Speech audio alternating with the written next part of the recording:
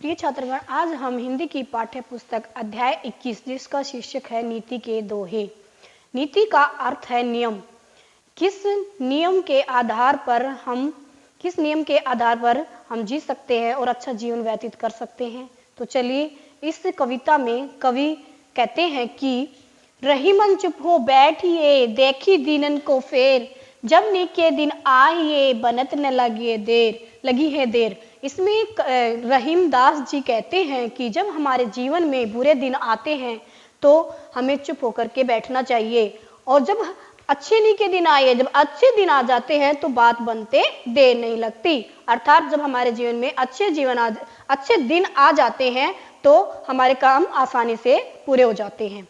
बिगड़ी बात बने नहीं, लाख करो किन कोय, रहीमन बिगड़े दूध को, मथे न माखन होए। इसमें कवि रहीमदास जी कहते हैं कि फटे हुए दूध को मथने से, जिस प्रकार हमें फटे हुए दूध को मथने से हमें मक्खन प्राप्त नहीं होता है, उसी प्रकार बिगड़ी हुई बात कितनी लाख प्रयत्न करने पर भी वह बात नहीं बनती। अर्थात इसमें कवि के कहने का क्या भाव है, कवि क्या अभिप्राय है कि जब हमसे कोई गलती हो जाती है तो कितनी भी कोशिश कर लें तो बात है जो नहीं बन पाती। जो रहीम उत्तम प्रकृति का, करी सकत कुसंग, चंदन विष व्यापत नहीं, लिपटे रहत भुजंग। इसमें रहीमदास जी कहते हैं कि जो अच्छे स्वभाव वाला व्यक्ति है वह बुरी संगत में कभी नहीं पड़ सकता।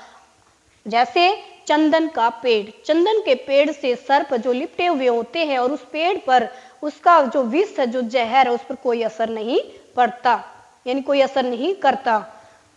कबीरा खड़ा बाजार में, मांगे सबकी खैर, न काहू से दोस्ती, न काहू से बैर। इसमें कबीरदास जी कहते हैं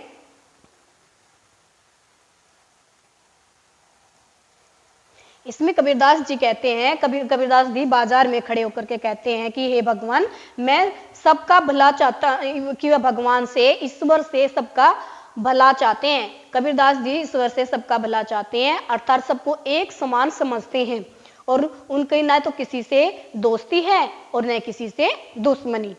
ऐसी बानी बोलिए, मन का आपा खोए, औरन को शीतल करे, आपू शीतल होए। इसमें कबीरदास जी कहते हैं कि हमें अभिमानी छोड़कर ऐसी वाणी बोलनी चाहिए, कि हम और दूसरों को भी शीतलता मिले और अपने आप भी शीतल और शांत रहें।